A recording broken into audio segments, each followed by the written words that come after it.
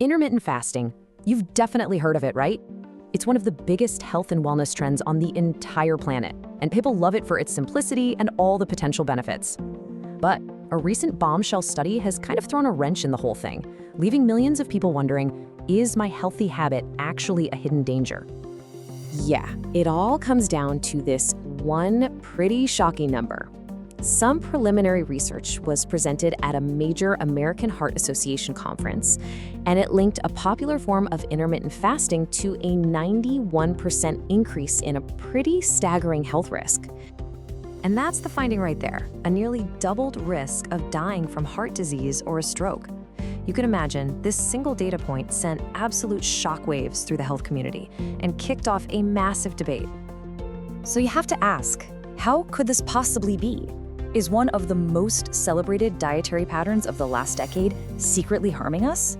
What does the science really have to say about intermittent fasting? Okay, let's dive right in. To really understand the controversy, we first have to be crystal clear on what intermittent fasting actually is. So the core idea is actually super simple.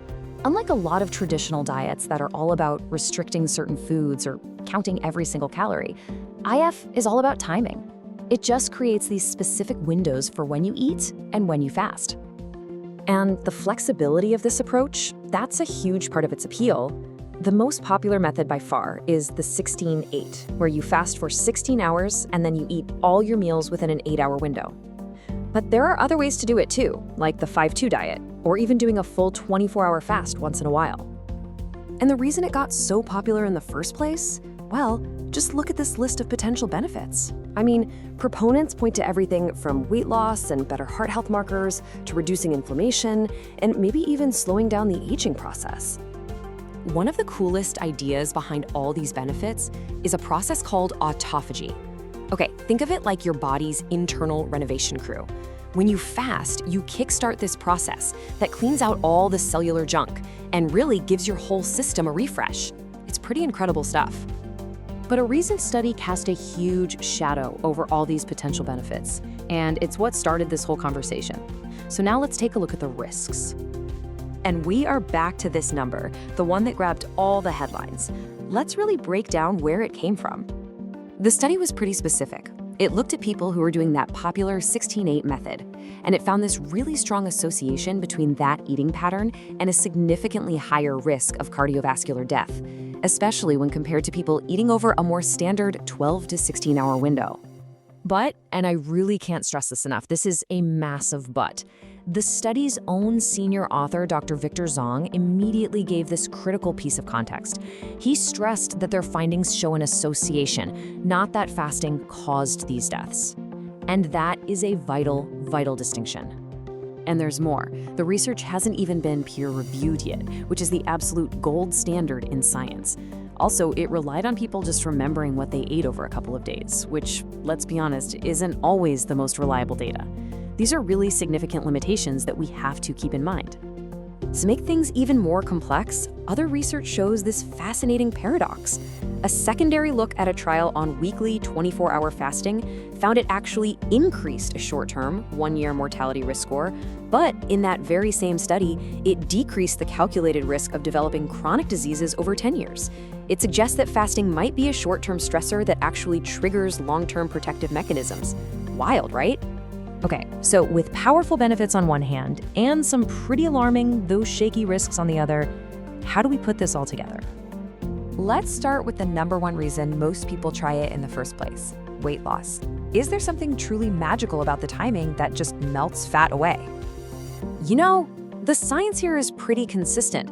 When you look at multiple studies together, IF helps with weight loss for a very simple reason. It's a tool that often helps people eat fewer calories overall. There's no special metabolic magic happening. A traditional diet where you just reduce your calories every day works just as well for losing weight. And this is a non-negotiable point. You'll hear this from all the experts. Intermittent fasting is absolutely not for everyone. The risks can be really serious for certain groups, including pregnant women, kids and teens, anyone with a history of eating disorders, and people with specific chronic conditions or on medications like insulin. Which brings us all the way back to our main question. Is it beneficial? Or in Turkish, faydalı? Now that we're armed with a much more nuanced view of the science, what's the final verdict? The reality is, intermittent fasting isn't some miracle cure, and it's not a universal poison either. It's a tool. And for some people, it might be a really useful tool for managing their eating patterns and maybe even improving some health markers. But for others, it could be totally ineffective or even harmful. So here's the key takeaway, what you really need to remember. 1, the promise. There is real biological promise in mechanisms like autophagy.